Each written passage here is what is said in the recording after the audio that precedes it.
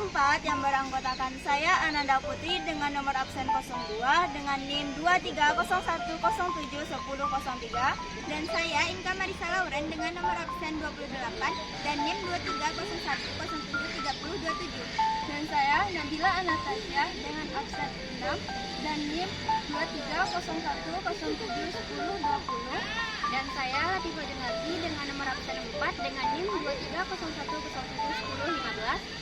Di sini kami akan menjelaskan tentang Just in time dan standar costing. Selamat menyaksikan. Baiklah, saya di sini akan menjelaskan tentang konsep dasar just in time. Just in time atau biasanya yang kita kenal dengan JIT adalah salah satu metode yang digunakan oleh perusahaan di mana perusahaan nantinya akan memproduksi barang ketika ada permintaan dari pelanggan. Nah, tujuan dari perusahaan menggunakan konsep dasar just in time ini adalah salah satunya yaitu untuk mengurangi jumlah produksi yang berlebihan.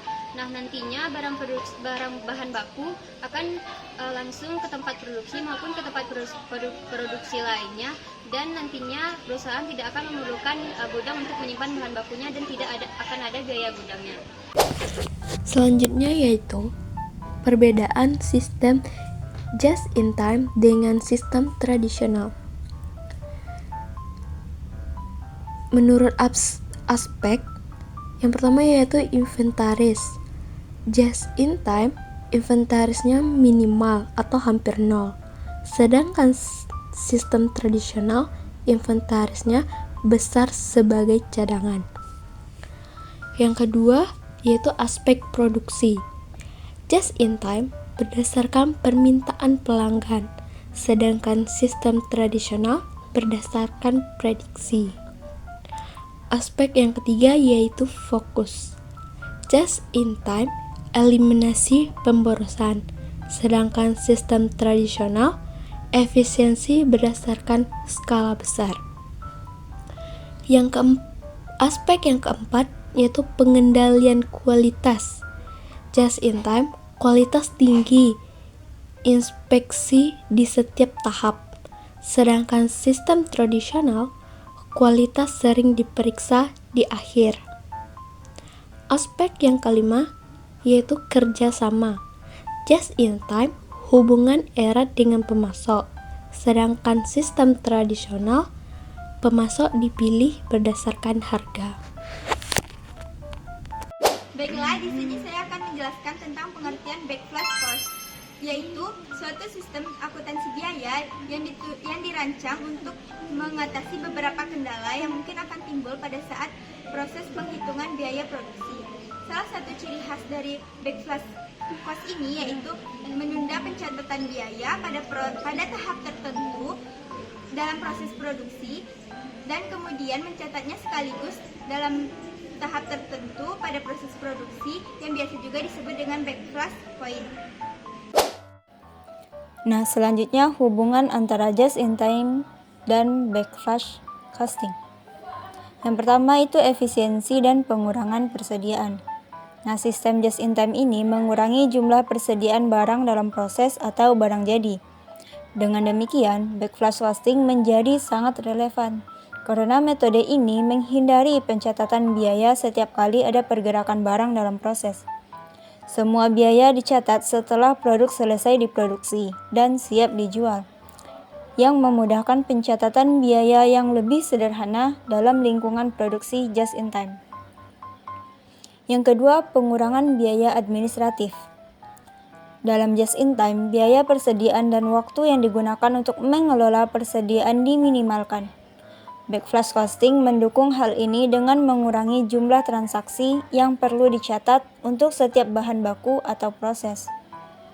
Semua biaya dicatat di akhir proses produksi, yang meminimalkan administrasi dan pencatatan biaya. Nah, terakhir keterkaitan dengan pengendalian biaya. Just in time bertujuan untuk mengurangi pemborosan, dan backflash costing mencatat biaya secara langsung setelah produk selesai.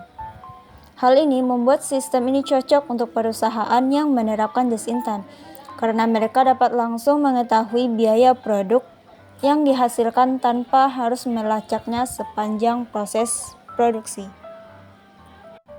Nah, jadi kesimpulannya backflash costing dan just-in-time ini bekerja secara sinergis dalam menciptakan sistem produksi yang lebih efisien dan mengurangi biaya. Just-in-time membantu mengurangi persediaan dan pemborosan, sementara backflash costing mempermudah pencatatan biaya dengan menghitungnya hanya setelah barang selesai diproduksi. Keduanya saling mendukung dalam menciptakan sistem produksi yang ramping, efisien, dan dengan kontrol biaya yang lebih baik. Analogi dasar dari akuntansi keuangan. Ada dua metode persediaan yang berbeda digunakan oleh perusahaan dan manufaktur, yaitu metode perpetual dan metode periodik. Dalam metode perpetual, akun persediaan barang dagangan didebit atas setiap pembelian barang dan dikredit atas biaya dari setiap penjualan barang. Tujuannya adalah untuk mencatat setiap peningkatan atau penurunan dalam biaya barang dagangan yang ada dalam persediaan. Akuntansi terinci dalam jumlah yang signifikan dilakukan dalam metode ini, dan hal ini bisa dianalogikan dengan penelusuran terinci atas barang dalam proses yang diperlukan oleh perhitungan biaya berdasarkan pesanan dan perhitungan biaya berdasarkan proses untuk perusahaan manufaktur. Nah, untuk metode persediaan periodik, metode ini membiarkan saldo awal dari akun persediaan barang dagangan tidak berubah selama periode akuntansi.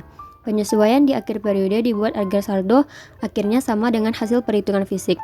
Harga pokok penjualan, yang merupakan total aliran keluar dari barang dagangan untuk periode akuntansi tersebut, dihitung dan dicatat hanya di akhir periode.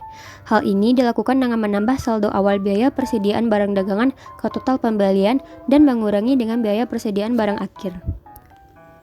Ayat jurnal diinginkan menyesuaikan akun persediaan barang dagang ke saldo akhir yang benar dan mencatat harga pokok penjualan untuk periode tersebut, seperti tidak dilakukannya akuntansi yang terinci atas persediaan barang dagangan pada metode periodik.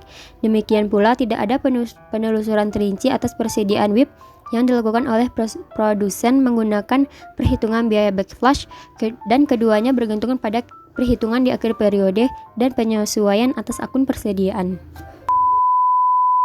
Sekian penjelasan dari kelompok kami. Semoga bermanfaat dan dapat dipahami. Kami dari kelompok 4 pamit undur diri.